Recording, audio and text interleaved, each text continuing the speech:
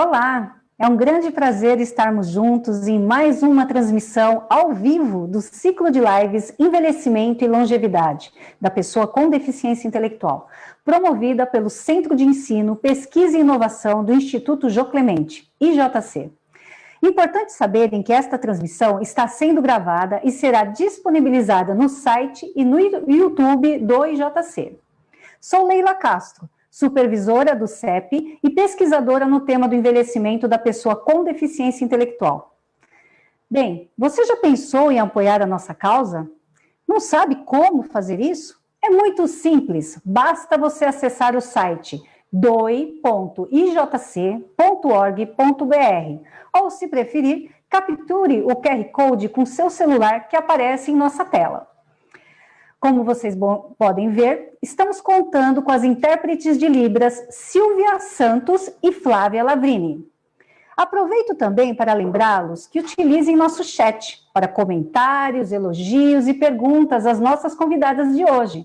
Digam também de onde vocês estão conectando conosco, isso é muito importante. Deixe seu nome e de onde você está falando. Enfim, ao considerarmos a transição demográfica frente ao envelhecimento que estamos vivenciando, sendo este com ou sem deficiência, são muitos os aspectos a serem refletidos. Mas hoje, gostaríamos de destacar um deles, que é sobre qual seria o modelo de moradia que gostaríamos de viver nesta fase da vida. Será que propostas de moradias com modelos mais institucionalizados seriam uma alternativa para todos? Ou podemos ser mais flexíveis e pensarmos em outros modelos, mantendo uma mente mais aberta para todas as perspectivas? Temos políticas públicas para atender esta demanda? Bem, ao pensar nisso, hoje nossas convidadas irão falar sobre maneiras de morar, apresentando um panorama a respeito desse aspecto emergente nos dias atuais e tão importante para pensarmos também sobre o seu envelhecimento, o meu e de todo mundo que está aqui hoje, principalmente também na pessoa com deficiência intelectual. Nossas convidadas de hoje são Maria Luísa Trindade Bestete e Sandra Regina Gomes. Maria Luísa, quem é você? É arquiteta, é professora na graduação e pós-graduação em gerontologia na EASH-USP e sua linha de estudos é sobre gerontologia ambiental e ambiência que impacta a qualidade de vida ao longo do envelhecimento. Sandra é fonoaudióloga de graduação, de formação, especialista em gerontologia, mestre em gestão e políticas públicas, e atualmente exerce a função de coordenadora de políticas para a pessoa idosa da Secretaria de Direitos Humanos e Cidadania da Prefeitura de São Paulo. Quero muito agradecer já antecipadamente a participação de vocês e é um prazer enorme recebê-las aqui, Maria Luísa e Sandra. Eu agradeço muito o convite, fico muito honrada de participar dessa roda de conversa aqui com a Sandra, com você, Leila, e espero poder contribuir com algumas ideias. Eu fico agradecida por receber esse convite, Leila, por estar aqui com você, com a Maria Luísa, nesse espaço que é tão rico, que é o Instituto Jô Clemente, com todo o seu trajeto, e espero que possamos ter aí uma noite bem agradável. Pois é. Aproveitando, Sandra, vou dar a deixa para você. Nós vamos falar um pouquinho de política, A gente vai falar de uma legislação. O Estatuto do Idoso, com a Lei 10.741, de 1º de outubro de 2003, em seu artigo 37, diz o seguinte: o idoso tem direito à moradia digna no seio da família natural ou substituta, ou desacompanhado de seus familiares, quando assim o desejar, ou ainda em instituição pública ou privada. Você poderia nos comentar um pouco com a gente quais seriam, as modalidades de moradias na perspectiva mais governamental, das políticas públicas, e trazer essa realidade, A gente está dizendo aqui, é a moradia digna, é um direito, Sendo da forma como ele gostaria de viver. Você pode contar um pouco para a gente, Sandra? Vamos começar já com um assunto bastante polêmico, Excelente colocação, trazer aqui à luz o Estatuto do Idoso, Leila. E deste artigo, artigo 37, eu destaco esse aspecto que você falou, sobre a dignidade desse ambiente, mas eu também destaco que deve ser o desejo, aonde ele quer morar. Então, esse que é o ponto mais importante. Então, é importante que possamos pensar na autonomia, garantir essa capacidade que o idoso e a idosa têm de decidir aonde gostaria de morar, com quem quer morar, como quer morar. Então, esse é o primeiro ponto fundamental desse artigo. E aí, em várias situações, temos até idosos que moram com as famílias, por opção, às vezes nem tanto. Às vezes, a família mora com o idoso, porque nós sabemos que hoje 56% da população brasileira idosa sustenta os lares. Nós sabemos disso, nós estamos em pleno um problema sério da pandemia, do desemprego, e esse retorno ao lar do idoso e da idosa, isso é uma realidade. Mas também nós temos outras ofertas de serviços e também de opções. Tem um cardápio imenso, nem todos são projetos que estão implantados, mas há uma perspectiva de oferta de moradias, como República para idosos, é uma modalidade extremamente interessante, porque são aqueles idosos independentes, autônomos, que se juntam, ou se conhecem ou não, como nós temos um exemplo na cidade de Santos, e eu sou de Santos, né? Sou santista e tive o prazer de acompanhar muito desses trabalhos na minha cidade. Isso é moradia super bacana, digna, mista, são 10 idosos, 2 por quarto, e eles têm uma rotina que eles decidem como que vão fazer esses cuidados da casa. A outra modalidade é a modalidade de uma instituição de longa permanência para idosos, né, que nós conhecemos como ILPI, são os antigos asilos, que são a característica de idosos mais dependentes, ou semidependentes, e em alguns casos até independentes. Né? Mas o foco mais forte é justamente aquele idoso que precisa desses cuidados permanentes, né, e contínuos. Outra modalidade é justamente, eu acho que a professora Maria Luísa vai falar, que é o co-housing, né, que também temos aí o Colares, que justamente são casas próximas, e a professora vai explicar com toda a propriedade, né? Nós temos outras possibilidades.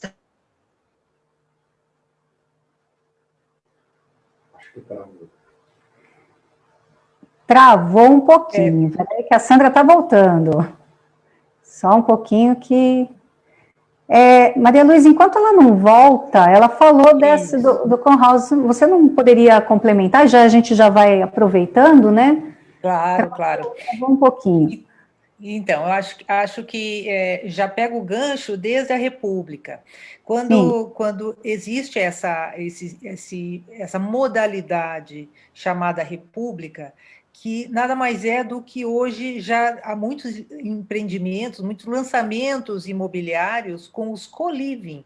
É um co-living, né? Na verdade, as pessoas moram no mesmo imóvel, e nesta moradia única para todos, também dividem as suas atividades, né? Então, precisam ser idosos com autonomia, com independência, que possam assumir essas atividades todas.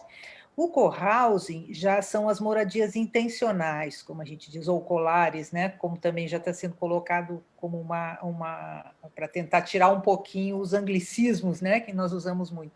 Mas no co-housing existe todo um projeto que começa antecipadamente, reunindo um grupo de interessados, e há vertentes diferentes, né? Há algumas vertentes que dizem que os pares que se reúnem para desenvolver um co-housing são pessoas ou de mesma idade, da mesma geração, ou então tem algo que os une. Existe uma outra vertente que fala que é interessante a intergeracionalidade, então que não se não haja uma definição que seja somente para idosos, considerando que as pessoas idosas, mesmo que elas tenham independência e autonomia, existe todo um processo ao longo do ciclo de vida que vai transformando algumas capacidades, necessariamente não as diminuindo, mas transformando, né?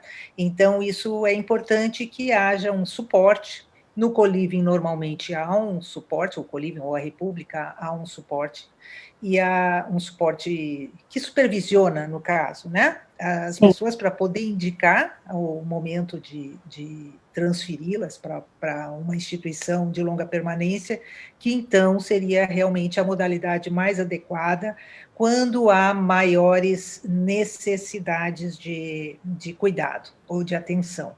As ILPIs, como nós conhecemos, né, as instituições de longa permanência para idosos, elas ainda estão muito no modelo asilar. Infelizmente, a gente tem evoluído um pouco devagar, já há modelos brasileiros com diferenciais, e isso é bastante importante, e que não seja tão ligado a essa ideia de que é um lugar de abandono, que seja um lugar de fim de vida, né? Lá é um lugar de cuidado, é uma residência, uma moradia institucional. Pessoalmente, eu considero que há uma necessidade de se fazer isso que você falou muito bem, Leila, no início, né? Saber como a pessoa quer morar. Se ela prefere manter-se no seu imóvel e consegue negociar conflitos quando a família vai morar junto, é uma situação.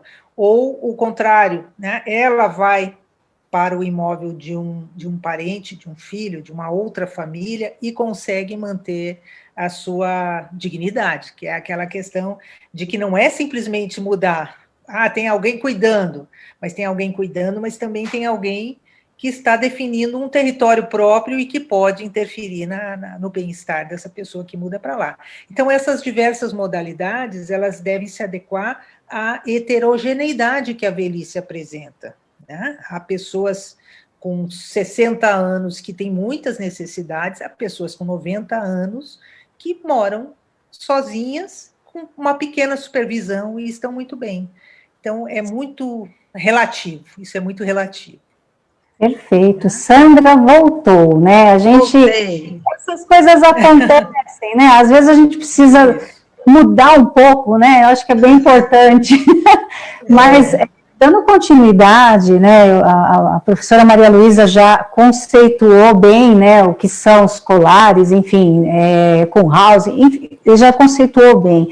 Mas você falava, Sandra, um pouco mais de outros modelos, né? Você estava citando Santos, né? Que tem um trabalho muito bacana, é uma cidade modelo também, né? Em atenção à pessoa idosa.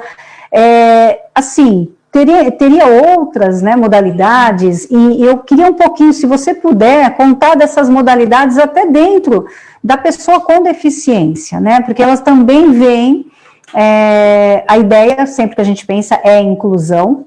Se essa pessoa está também incluída nessas ILPIs, né, que nós temos hoje, e se existe alguma questão, assim, um pouco diferenciada também. Não sei se você poderia contribuir com a gente com alguma informação sobre isso. Eu acrescentaria também, no quesito modalidades, um espaço que nós temos aqui em São Paulo, que é justamente um espaço que se chama Vila dos Idosos. Acho que você já deve conhecer, professora Maria Luísa também.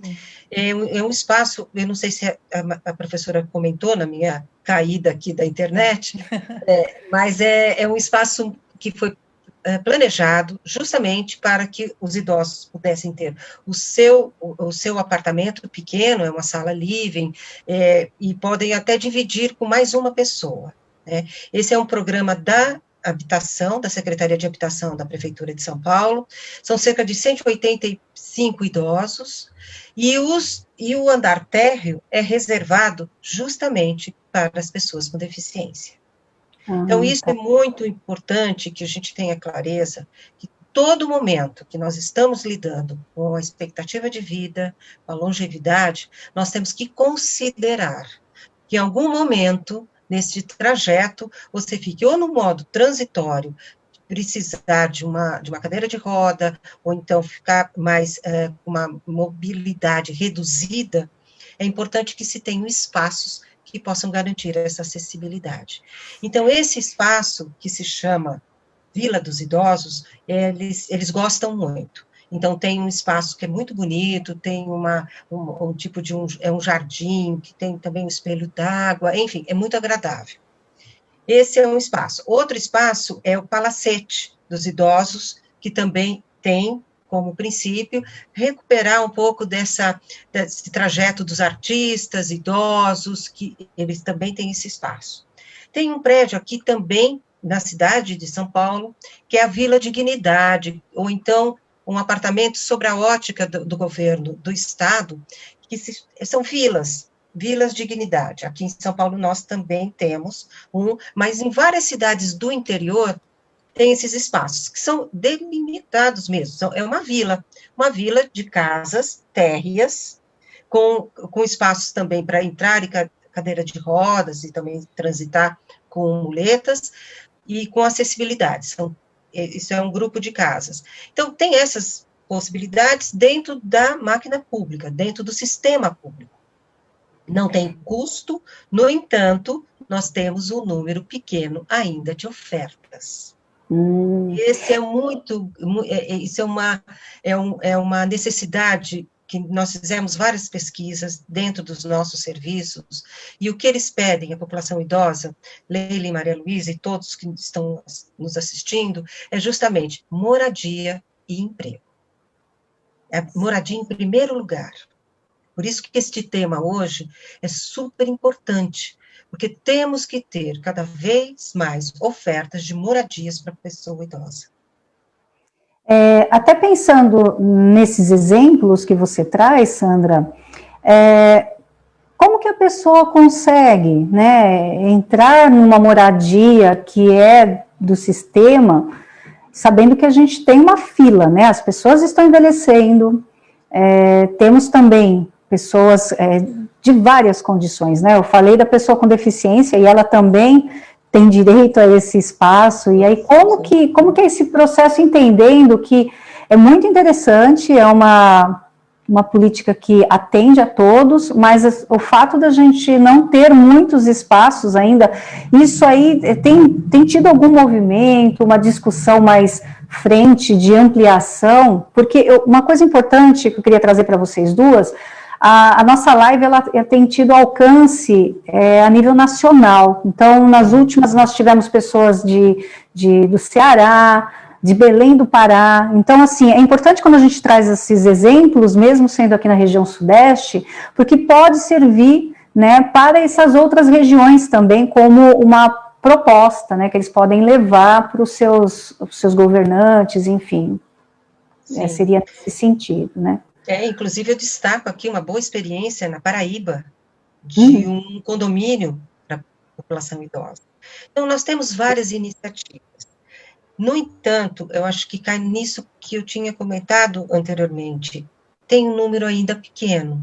E como que se faz isso? Como que se conquista a maior quantidade desse serviço, que é um respeito à população idosa? É um lugar onde morar.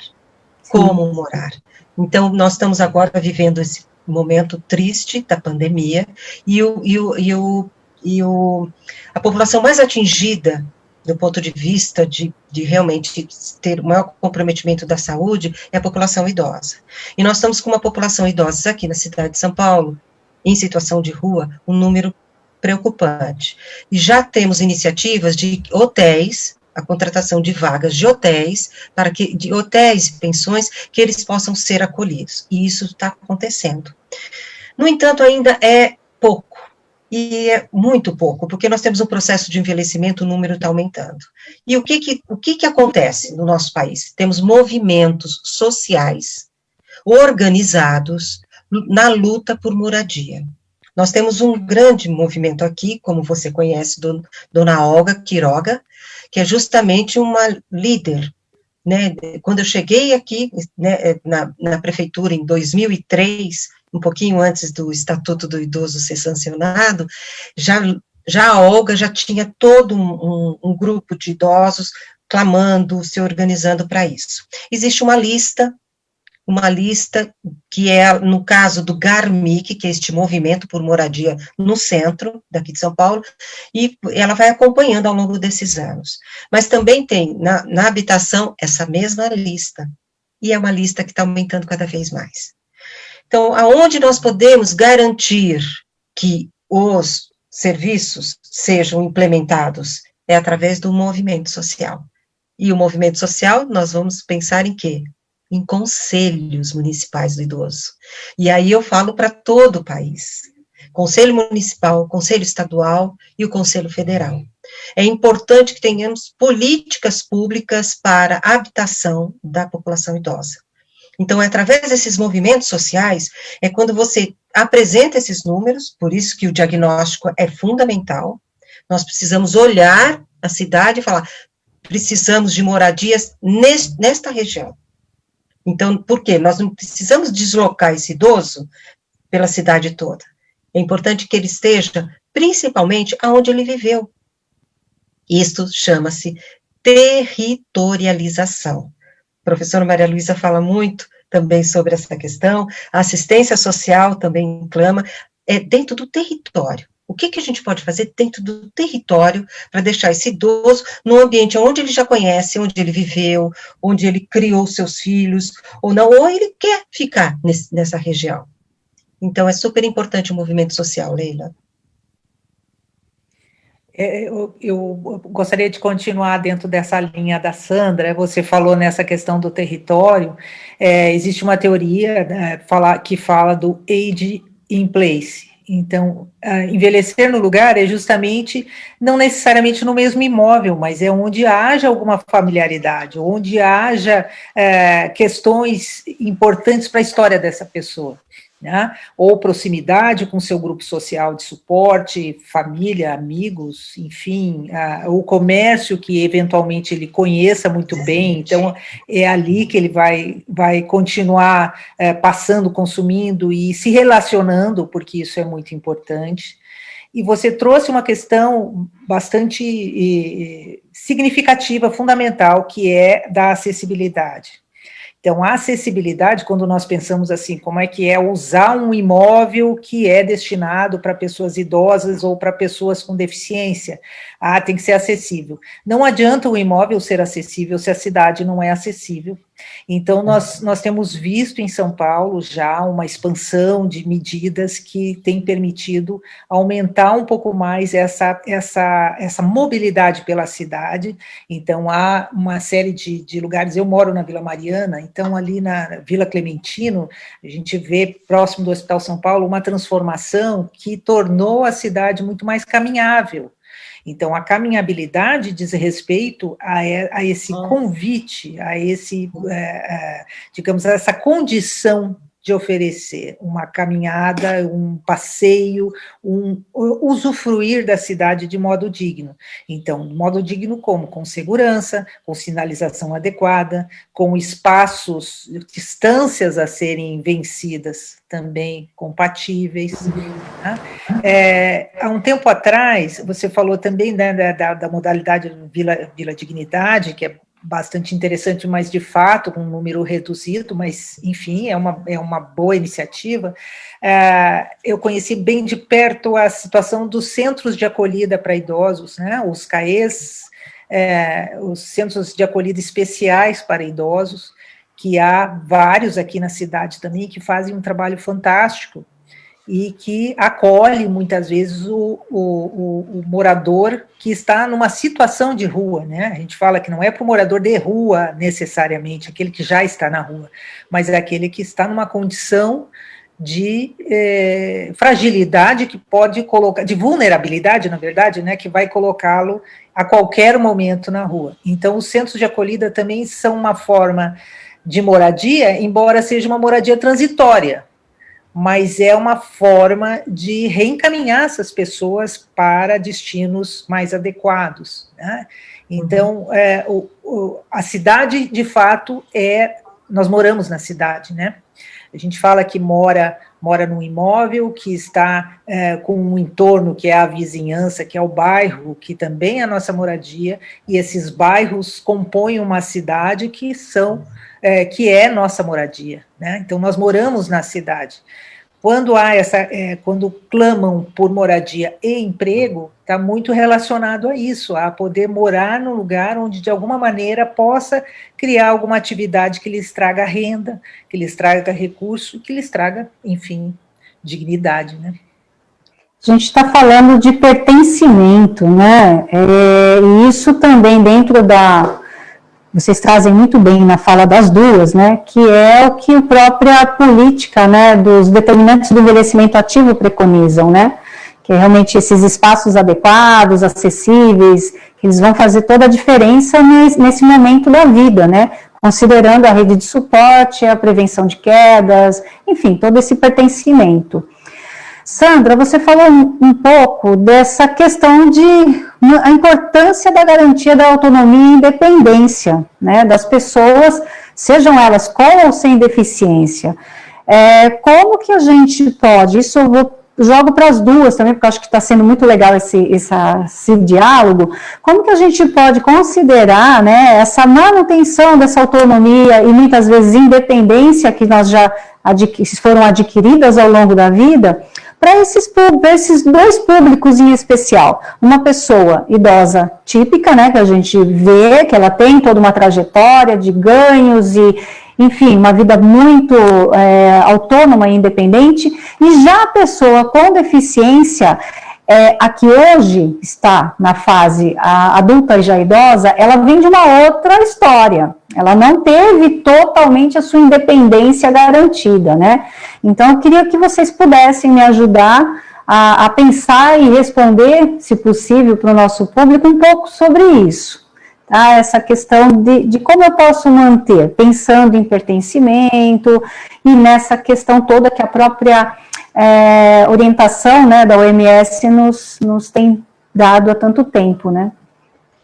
Realmente, esse sentimento de pertencimento tem que ser real, tem que ter praticidade, e uma das questões é assim, o quanto que é necessário que uma cidade esteja preparada para atender a todas as diferentes necessidades.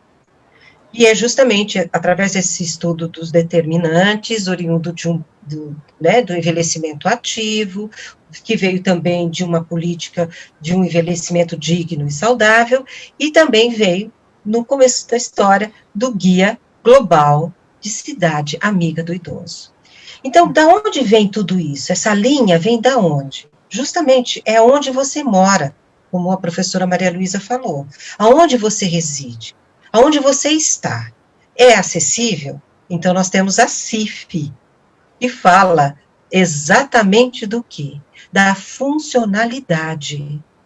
Então, às vezes, a deficiência não é da pessoa, é da infraestrutura. E isso já exclui. Então, esse é um fator importantíssimo. Nós temos que ter análise e o olhar crítico para localizar esses lugares, esses pontos, que poderiam se transformar em situações de acolhimento, de acessibilidade, de condições de qualquer pessoa morar. Então, desde uma mulher, uma gestante, desde empurrando um carrinho de bebê, ou então uma mobilidade reduzida, ou então uma pessoa que está com dificuldade visual. Então, teríamos que pensar, porque são esses lugares que nós temos que ofertar, que garantir, para que a pessoa possa transitar livremente. E essa questão que você não perguntou, mas eu vou colocar um pouquinho aqui para a gente também pensar, não é fazer apartar socialmente. Este lugar é só lugar para idosos. Este lugar é só lugar para pessoa com deficiência. Nós temos que ter uma sociedade inclusiva. É assim. Eu moro num prédio, numa região extremamente envelhecida, na cidade de São Paulo, que quando a gente escuta um bebezinho, você fica, nossa, tem um bebezinho, porque aqui a população é predominantemente idosa. Mas nós temos clareza que eu posso descer, andar, voltar, sair, hoje nem tanto por conta da pandemia e do isolamento social, mas isso é importante que nós possamos conviver com os diferentes, com as pessoas que têm necessidades específicas, outras nem tanto, mas com todos que possam conviver. Eu até entendo que existe toda uma linha que fale, não, a gente precisa isolar para cuidar, para proteger. Eu acho que também tem essas especificidades. Mas como o nosso tema aqui é moradia, e é uma moradia inclusiva, que é o que nós queremos e desejamos, e está na pauta, está na agenda pública, desde a solicitação dos conselhos até como os gestores. Eu, como coordenadora, esta é um tema recorrente nas nossas discussões. Tem outros, mas esse tema de moradia é recorrente. Então, tudo isso vai caminhando no sentido de que não podemos isolar ninguém, a não ser agora por conta da pandemia, mas eu estou falando do isolamento de exclusão. Nós temos que incluir. Nós temos que pensar que é isso, hoje eu deambulo, hoje eu sou independente, mas amanhã, quem sabe? O que pode acontecer? Né? Eu moro sozinha, tenho filhas já adultas, que já seguiram seus caminhos. Então, agora o que você precisa se cercar? Você precisa se cercar de uma rede de suporte. Porque você tem um celular aqui do lado, você, oi, tudo bem, Leila? Você pode falar comigo? Olha, caí, aconteceu alguma coisa. Então, todos esses recursos, sabe, são muito valiosos, né? Tem aquela teleassistência, que são disparos, quando você já tem uma central que você informa, olha, eu não estou me sentindo muito bem, eu estou aqui sozinha. Então, quem é que tem que garantir isso? Que órgão é esse? São as políticas públicas. E eu estou hoje como uma gestora das políticas públicas. Então, meu radarzinho fica sempre ligado, né? Por isso que eu falei para a professora Maria Luísa, eu tenho te assistido, viu, professora? Assisto você, Leila, falando sobre a pessoa com deficiência. Todo mundo tem que ir trocando esse conhecimento, porque é desse jeito que você absorve e discute com quem é de direito, quem são? A população idosa. E, no caso, a pessoa com deficiência. Sim. Vamos discutir? Né? Hoje também, né? A nossa população com deficiência intelectual, ela também chegou ao envelhecimento, né? Então, eles estão aí também reivindicando direitos, né? Não só pelo ponto de vista da deficiência, e sim também pela condição das duas condições, né? Como pessoa com deficiência intelectual e pessoa idosa já, né? Maria Luísa, 5 minutos, porque eu gostaria de agradecer algumas pessoas que estão nos assistindo, tá? E eu quero te dar a palavra. E assim, a Márcia Oliveira Reis, ela está elogiando muito, está gostando muito do que vocês estão passando. O Juliano Ferreira também está dizendo que é muito pertinente esse assunto, importantíssimo. E eu quero agradecer aqui a Flávia Pope, é uma honra ter você aqui assistindo, ela é do Instituto JMG, dos projetos de inclusão social lá do Rio de Janeiro, que tem um trabalho muito bacana também sobre a questão mesmo da autonomia e independência da pessoa com deficiência. Flavinha, a gente precisa conversar um pouco, hein? Vamos se aproximar mais, vamos aproveitar. E aí eu quero pedir, né, para você que está aí nos acompanhando, diga o que você está achando desta live, continue com esses comentários, pode fazer elogio, perguntas, vamos lá, a gente já está, metade da nossa live a gente já falou um pouquinho, e lembrando de dizer da onde que você está falando. Vamos lá, professora Maria Luísa, Sandra traz muitas coisas que assim nos faz pensar, a gente está pensando de um aspecto político, né? A gente tem essas políticas, vocês duas mencionaram também modelos, né? Muito da própria política, e assim, política brasileira. Você é uma pessoa que estuda a moradia, os aspectos de morar, como, assim, há muitos anos, né? Com excelência. Fora do país, será que a gente consegue importar algum modelo também que você tenha vivenciado, conhecido, que a gente possa trazer para a nossa realidade também, de repente já apontando uma discussão de política pública que possa contribuir com a nossa população? Recentemente, eu passei um período para um pós-doutoramento em Portugal, exatamente tentando entender, considerando a semelhança que nós temos em termos de origem, né? E de temperamento latino, a própria língua é muito semelhante, não é nem igual, é semelhante, né? Mas eu fui buscar lá o que há de inovação em termos de residencial para idosos. Fiquei surpresa, assim, em dois aspectos. Um é que nós estamos evoluindo bem. Várias coisas que nós já temos no Brasil nos dão orgulho. Então, acho que assim, a gente está caminhando aos poucos, estamos ainda um pouquinho aquém do que poderíamos estar, talvez, mas eu acho que isso tem a ver com períodos de altos e baixos que passamos. Mas o que eu vi lá em Portugal, que eu gostei muito, foi um sistema de moradias assistidas. Tem uma residência assistida, aliás, há um número bastante significativo de estruturas residenciais para pessoas idosas, que é como eles chamam lá, o que nós chamamos de LPI, eles chamam de ERP.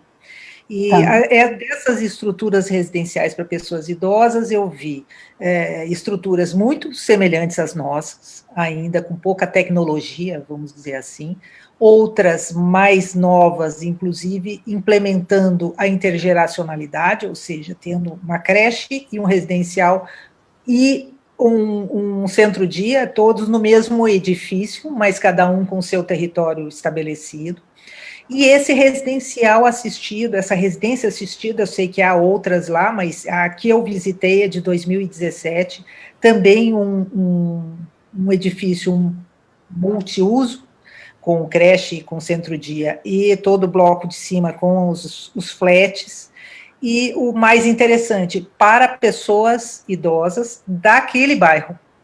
Então, é uma iniciativa da Santa Casa da Misericórdia de Lisboa, que gerou as nossas santas casas aqui, né, no Brasil, só que essa tem uma característica muito específica, que ela administra os jogos em Portugal.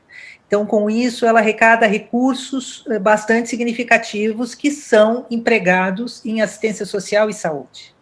Então, assim, uma das questões, talvez, para implementar políticas públicas mais efetivas está relacionado ao que isso representa em termos de custo, né, como canalizar recursos para que se possa colocar outras alternativas em prática. Essa relação de colocar edifícios de multiuso é bastante interessante, porque isso traz a intergeracionalidade, que é justamente isso que a Sandra comentou antes, né? Não ter edifícios lugares só para idosos, lugares só para pessoas com deficiência. Lá a gente encontra essas duas situações, que na verdade pessoas com deficiência, idosas, que frequentam lá, seja no centro-dia ou morando.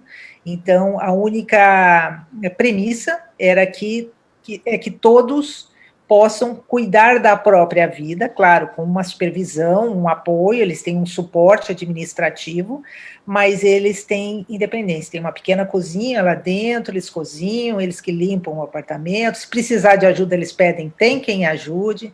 Então, assim, é uma característica bastante interessante.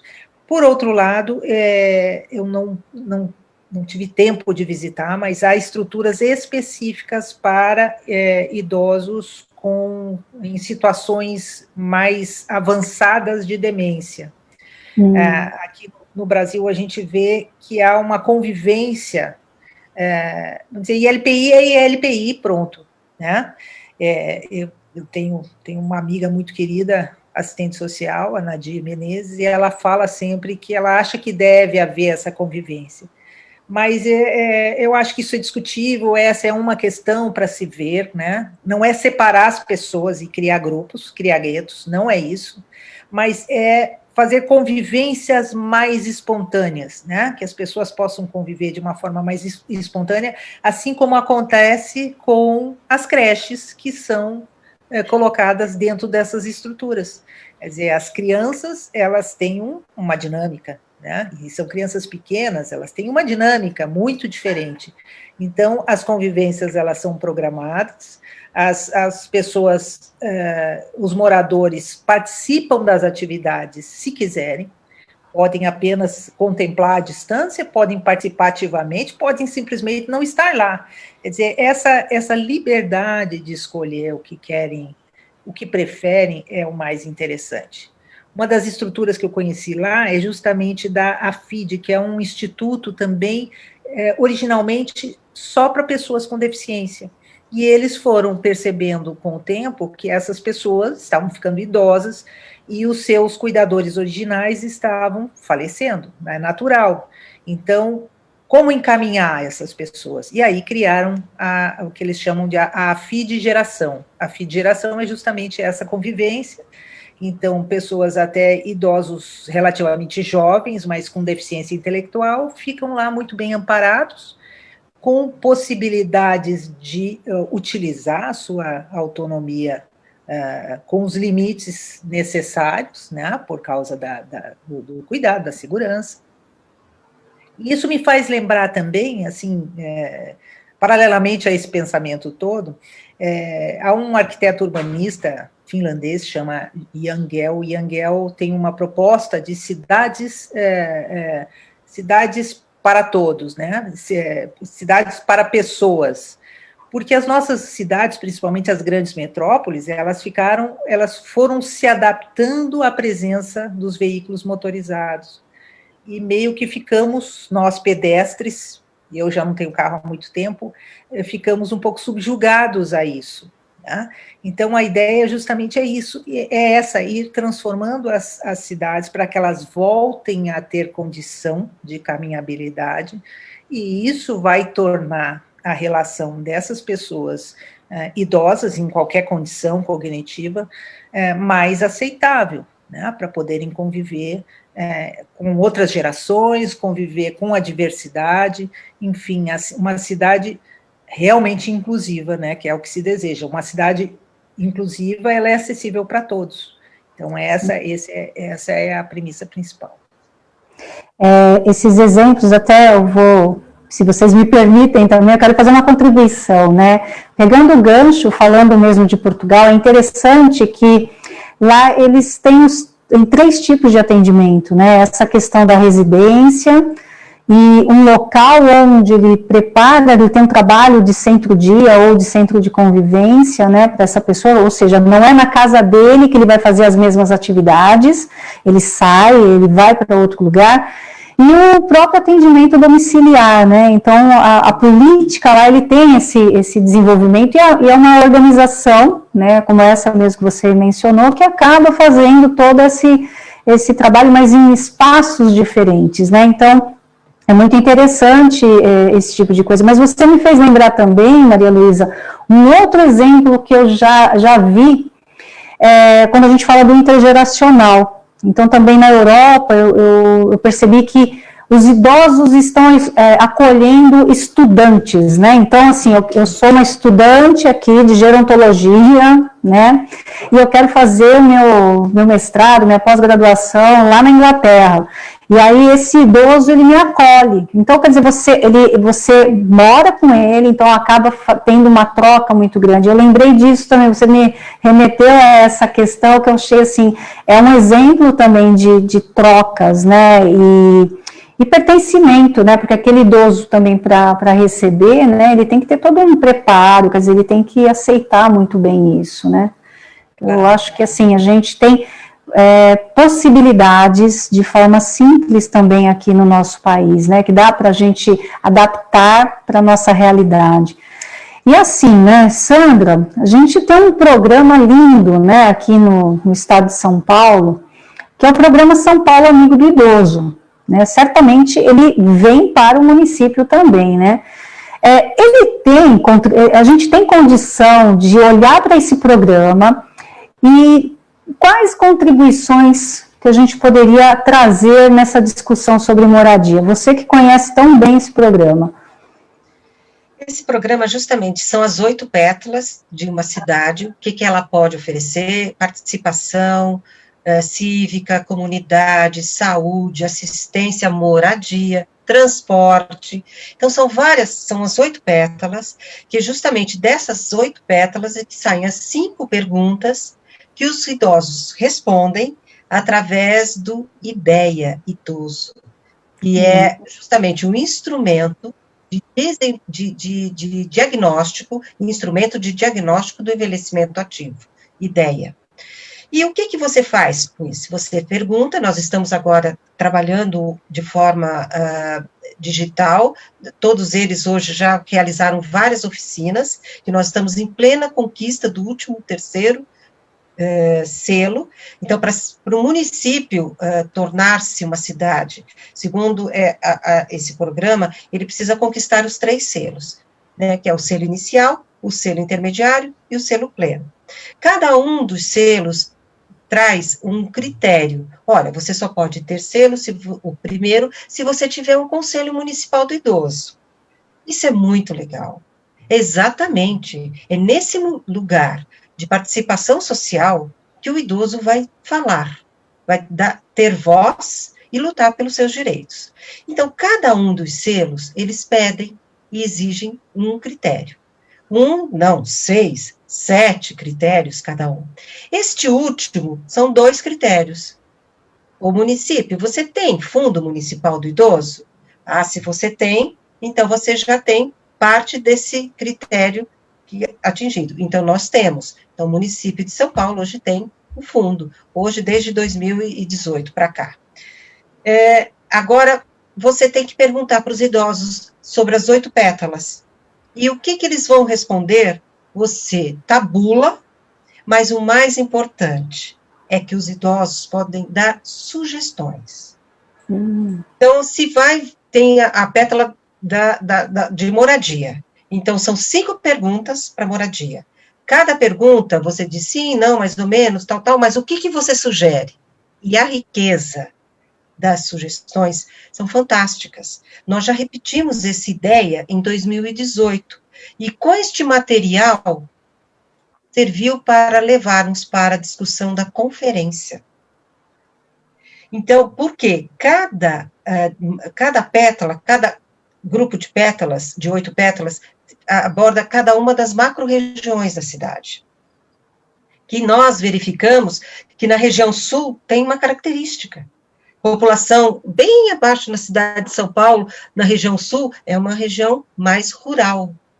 Então, o que eles pedem? Eles pedem o transporte, então, assim, existe uma característica, por isso a territorialização. Ter as informações, quem tem as informações? É a própria população. E o idoso, ainda por cima, tem o histórico. Bom, de posse dessas contribuições do IDEA, nós firmamos esse relatório, e hoje nós estamos com 60 colaboradores, pessoas que estão divididas nos grupos, e os grupos estão acontecendo através do WhatsApp solidário. É um WhatsApp, justamente, que é o único jeito, porque não é para ninguém sair de casa, é para todo mundo ficar em casa. E qual é o instrumento tecnológico de melhor acesso à pessoa idosa e que ela tem familiaridade? É o WhatsApp. Então, nós fizemos grupos de 8 idosos, né? E com 2 técnicos e 6 idosos. E eles vão respondendo. E tem um que faz a cronometra o tempo, tem outro que estimula. Então, olha que, quando a gente pensa, né, como a Miriam Goldenberg fala, né, que é a nossa querida referência também na gerontologia, fala, o quê? Vocês pensam que eles não vão aderir à tecnologia? Vão. Estão aderindo. Tem que ter um preparo. Nós mesmos, né, você viu, no começo da live, coisa que não me acontece, caí, fez um plum aqui, desconectou tudo. E aí você passou uma mensagenzinha para mim, né, Sandra, calma, é isso que a gente precisa, calma, eu caí, eu entrei, não sei como que eu saio. Tudo isso é uma superação. tudo isso revela que é possível aprender, que é mito falar que o idoso, a pessoa com deficiência não aprende, que não tem condições de criar projetos de vida. Não, isso é tudo mito. Nós estamos mostrando cada vez mais. Então, esse programa, São Paulo Amigo do Idoso, é um programa que vai terminar agora, no final de 2020, mas nós já estamos com outros voos para mais um tempo, mais uns 2 anos, porque nós vamos ter material que vai enriquecer e transformar-se, se tudo caminhar, numa política pública. E é exatamente isso. Então, você já tem a discussão dos próprios idosos, tem os resultados da conferência, que a conferência tem 4 eixos, e um deles é justamente a questão de moradia, acessibilidade, garantia de direitos e tal, e nós temos agora todo um conteúdo. Agora, quem tem que garantir a implantação, a implantação desses serviços, dessa discussão, é a própria população. E, no caso, a população idosa, a população com deficiência. E, inclusive, Leila, nós temos incluímos várias temáticas nesses grupos do IDEA Idoso. Então, nós convidamos e incluímos a pessoa com deficiência, de fato. Então, nós temos o Conselho Municipal da Pessoa com Deficiência, os imigrantes, população LGBT, população negra, também os imigrantes, eu já falei, e aí é tão interessante, porque quando você percebe, esse é o retrato da cidade. Nós não podemos falar de São Paulo, e assim do resto do país, se não considerarmos os imigrantes. Nós temos lá no norte, no Acre, quantos imigrantes idosos? O que nós vamos fazer? Vamos absorver, vamos trazê-los para dentro da discussão sobre políticas públicas. Imigrantes, mulheres, pessoas com deficiência, população LGBT e todos os demais, população negra, né? Nós temos uma quantidade enorme, 56% da população brasileira é constituída de negros, e temos que saber como isso. Não pode considerar nunca, né, porque são pessoas, né? E aí, aproveitando também, Maria Luísa, a gente tem uma comunidade, né, dentro de um bairro, onde estas pessoas estão inseridas e elas têm um papel preponderante para a inserção, né, dentro desse aspecto. Você poderia trazer, assim, quais seriam essas características que uma moradia deveria oferecer para estimular essa convivência comunitária? Aproveitando toda essa eloquência que a Sandra traz, né, e essa diversidade, né, de uma população brasileira, né? Então, assim, como que eu posso estimular uma convivência comunitária, considerando toda essa discussão que a Sandra traz também? E só avisando, a gente já tem perguntas, tá? Tá ótimo.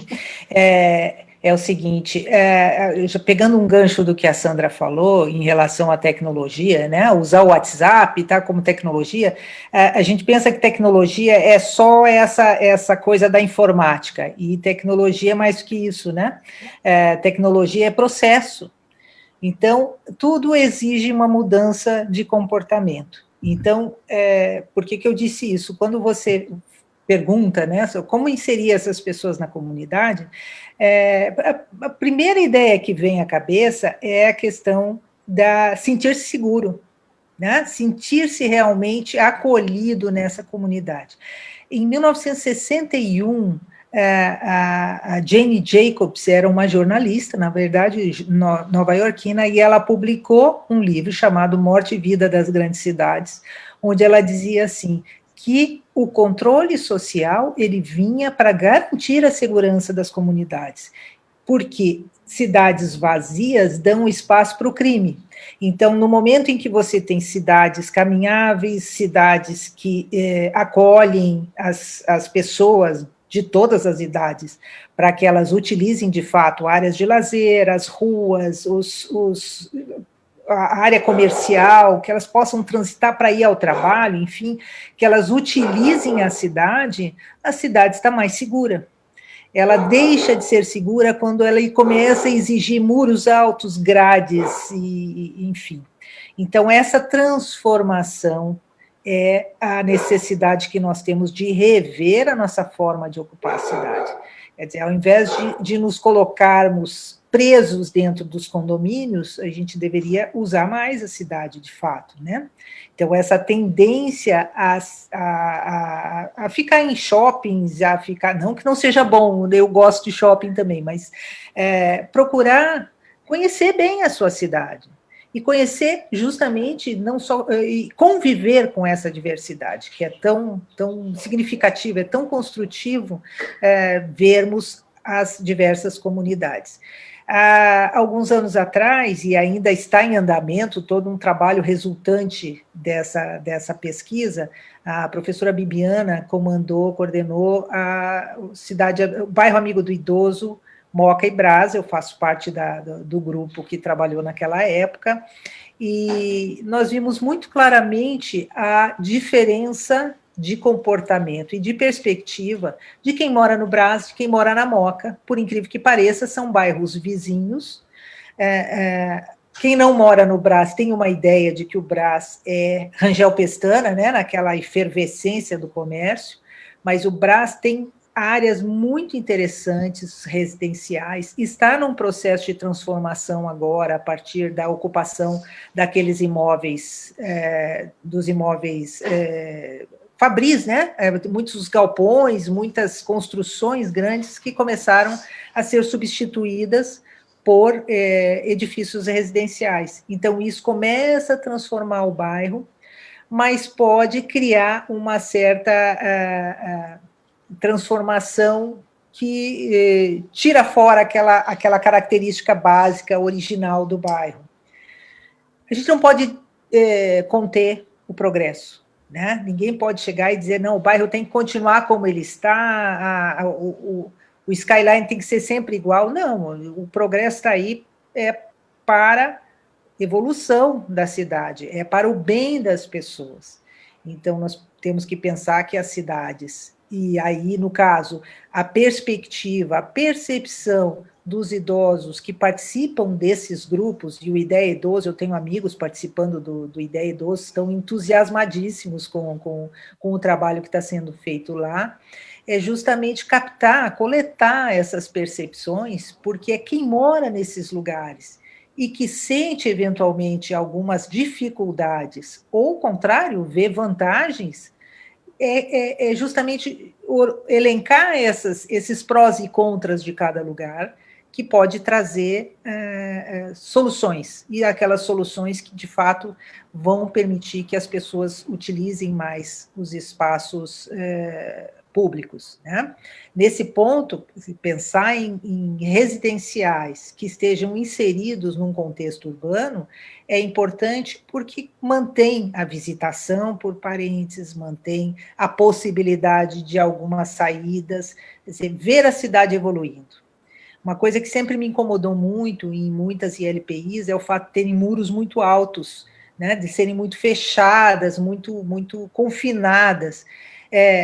Por mais que a intenção seja muito boa, que seja a de protegê-los, né, e preservar a dignidade, porque às vezes não estão numa condição física muito boa, por outro lado, tira dessas pessoas a possibilidade de verem a vida passar lá fora, né, de ver um carro novo passando, gente com roupas diferentes passando, quer dizer, ver a vida não só através da tela da televisão, né, tem que ver a vida ao vivo mesmo, vendo na rua, sempre que possível, e quanto mais for possível, utilizar os princípios de uma das teorias de gerontologia ambiental, que é agência e pertencimento. A agência é a capacidade de decidir e de fazer aquilo que deseja e que necessita. E o pertencimento é justamente sentir-se bem nesse contexto social, né? É interessante, né, porque se a gente voltar um pouco a história, né, antigamente as pessoas eram muros baixos, conheciam um ao outro, né, o vizinho, chamava para tomar café, isso ainda por algum tempo no interior a gente ainda encontra, mas já diminuiu muito, né. e o quanto é saudável, né, para pensando numa promoção, né, de um envelhecimento bem-sucedido, a longevidade, né, dessa pessoa que hoje, que nós vamos envelhecer, né, e aí, com tudo que vem de tecnologia, de outros aspectos, você sobe muros e você distancia, e isso também não é positivo, né, porque você perde também muitas outras coisas, que as relações, né, a questão do conviver com o outro, e como você mesmo disse, professora Maria Luísa, ver além da tela de televisão ou do seu celular também, né, então é importante esse aspecto, né. Bem, vamos lá, temos perguntas? Temos. Você levantou aí, Sandra, agora vamos lá. A Flávia está pedindo, olha lá, os dados coletados no IDEA, as 8 pétalas e 5 perguntas, elas são públicas, elas são disponíveis, onde encontrar? Excelente pergunta, Flávia. Nós concluiremos os nossos trabalhos agora no final de setembro, comecinho de outubro, e nós faremos um relatório que será entregue à Secretaria de Desenvolvimento Social do Estado de São Paulo. No entanto, nós faremos uma publicação de todo esse trajeto do programa São Paulo Amigo do Idoso, desde o primeiro IDEA, que foi em 2018, e todo passo a passo. Então, nós vamos trazer isso a público. Hoje, na cidade de São Paulo, todos os idosos têm acesso a essa informação, porque nós já imprimimos, já discutimos, já falamos, então todos conhecem da sua região, eles pegam a pétala e veem lá exatamente o que foi pedido em 2018 e o que eles estão pedindo hoje também. Então, mas fique tranquila que nós faremos essa publicação assim que entregarmos para a Secretaria do Governo do Estado, e você terá acesso, com certeza. É público, né? Então, a gente só está esperando o momento que vocês finalizarem, né? Sem dúvida. Eu queria também dizer que, assim, a Mirela Ribeiro dos Santos, que é aqui de São Paulo, ela está dando parabéns para vocês duas, pela explanação, pelos esclarecimentos também, que são excelentes. Outro elogio aqui também é da Elaine Carvalho, Araraquara, interior de São Paulo. Ela diz o seguinte: é extremamente relevante abordar tópicos referentes ao envelhecimento em todos os aspectos. O país precisa de pessoas interessadas para melhorar a qualidade de vida, a moradia e saúde no envelhecimento, já que vamos todos chegar lá. Opa, se Deus quiser, eu quero chegar sim no envelhecimento, tá? Eu já estou. Eu quero chegar também. Como diz, eu já sou meio século, então eu já estou caminhando para lá. Penso que é preciso ações políticas educativas para todas as idades em relação à convivência e respeito com as pessoas idosas. A Elaine faz uma crítica bem interessante e muito positiva, né? Porque realmente isso está preconizado também, né, nos documentos da pessoa idosa, principalmente o Estatuto fala disso, né?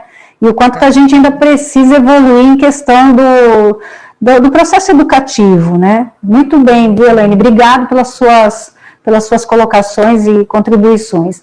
E temos aqui a Rosana Novelli, também da Pai de Ourinhos, que ela diz o seguinte, que ela diz que as informações são extremamente relevantes também, então ela faz um aspecto positivo. Temos mais algumas perguntas? Se vocês tiverem, olha, o nosso tempo está acabando. Então, assim, o meu responsável aqui pela transmissão já está aqui dizendo que o nosso tempo está estourado já. Então, se tiverem os minutos finais. E aí, assim, Maria Luísa e Sandra, vocês gostariam de colocar mais alguma coisa para complementar? Porque o assunto, na verdade, ele é igual realmente às pétalas. Eu acho que se a gente pegar cada uma delas, a gente teria, assim, muitas outras lives para discutir e para falar sobre o assunto. Eu acho que assim, a gente deixou alguns assuntos ainda para abordar. A professora Maria Luísa comentou sobre o Age in Place, que eu acho que assim, é muito importante também, mas a gente pode deixar para um outro momento. Enfim, teriam mais alguma coisa para a gente complementar? Deixo vocês à vontade para a gente já ir encerrando. Eu gostaria de dizer, para chamar a atenção, de que tenham escuta em relação à população idosa e à pessoa com deficiência. Eles são pessoas de direito, e esse direito é a capacidade que eles têm de decidir aonde morar, com quem morar, como morar, e o que deseja fazer da sua vida. Isso é muito importante. Nós só podemos ter essa percepção se você tiver acolher o que é dito. Porque às vezes a família quer super proteger, né? Quer negar assim que ele possa se cuidar sozinho, ele ou ela. Então é importante que a gente também perceba, mas às vezes a gente não consegue fazer isso sozinho. Então é importante trocar entre as famílias, ter grupos como o Instituto Jô Clemente. Nós sabemos que existem esses grupos familiares, nós temos muitas ações voltadas, agora cada vez mais com lives, então está super fácil você se informar. Então não leve, se você tem dúvida, o envelhecimento ainda é algo muito recente no nosso país. Nós desconhecemos esse processo do envelhecimento. E, principalmente, a gente acha que, porque é gerontóloga, porque é conhecedora, porque é especialista, você sabe, você tem conhecimento, mas o mais importante é ter escuta qualificada. Isso é um papel do profissional. Agora, a família precisa acolher. E, se não sabe, nós estamos totalmente à disposição para acolher essas famílias, para pensarmos juntos em alternativas para se viver mais, melhor e com novos arranjos familiares. Que esse é o momento de uma constatação entre toda a comunidade brasileira. Nós estamos com arranjos, muitas gerações misturadas, e isso é bom, no entanto, nós precisamos ter esse espaço de diálogo, né, e de participação social nos conselhos da pessoa com deficiência e na pessoa idosa. Perfeito, nossa, muito bem lembrado, e olha, realmente a gente não poderia fechar essa discussão aqui sem pensar em tudo isso que você disse, Sandra, muito obrigada, viu? Professora Maria Luísa. Isso, eu gostaria de colocar o seguinte, nós na gerontologia, se fala que envelhecemos a partir da concepção. Então, na verdade, existe todo um ciclo de vida e a velhice é uma fase. Né? Então, essa heterogeneidade da velhice, ela vem muito em função da história de vida de cada pessoa. Então, essa coisa dos migrantes, como a Sandra falou, né, que é uma população que tem que ser considerada numa metrópole como São Paulo, porque existem os imigrantes de outros países, mas existem também os imigrantes de outros estados, né, que são muitos aqui, e são culturas diferentes, são perspectivas de vida diferentes. Como fazer um caldo só disso tudo? Né? Não é dessa forma, é ouvindo, de fato, com uma escuta bastante aguçada, bastante ponderada sobre essa diversidade toda. Então, eu, da minha parte, quero agradecer muito estar participando aqui, me entusiasma muito qualquer discussão. Aliás, eu, como arquiteta, quando comecei, me apaixonei pela gerontologia, me perguntavam assim, mas o que uma arquiteta quer saber sobre estudos de envelhecimento? Eu falei, tudo, pois morar bem, e morar é na casa, no bairro, na cidade, morar bem é saúde. Então, nós temos que pensar nesse contexto todo da moradia, considerando bem-estar, considerando qualidade de vida, principalmente, né? Eu agradeço muito estar aqui, gostei demais das colocações da Sandra, da condução da Leila, parabéns às duas. Muito obrigada pela convivência, foi uma delícia. Queríamos mais, né, Maria Luísa? Sim, eu gostaria, eu continuaria mais um tanto aqui. Eu também, sem problema nenhum. Eu ficaria aqui também a noite toda, mas assim, a técnica está já dizendo que o meu tempo estourou. Mas olha, para fechar, quero dizer que assim, realmente foi uma honra estar com vocês. Vocês contribuíram com colocações assim muito significativas. Eu tenho certeza que o nosso público que vem acompanhando adquiriu muito conhecimento, parece que não, mas sempre adquire.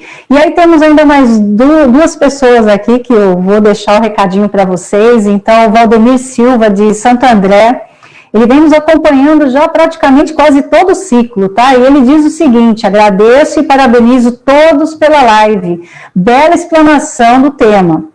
E a Marlene Moreira, ela é da cidade Jardim, aí do Mato Grosso do Sul, tá? Tá elogiando também e deixando seu recadinho aqui que, olha, por isso que eu comentei com vocês, nós temos alcançado, assim, quase que o Brasil todo, né? E cada live a gente tem encontrado pessoas, assim, do Norte, Nordeste, Sul, Sudeste, enfim, é muito bacana. Então, assim, aqui terminando, estão dando os parabéns, né, para o nosso trabalho.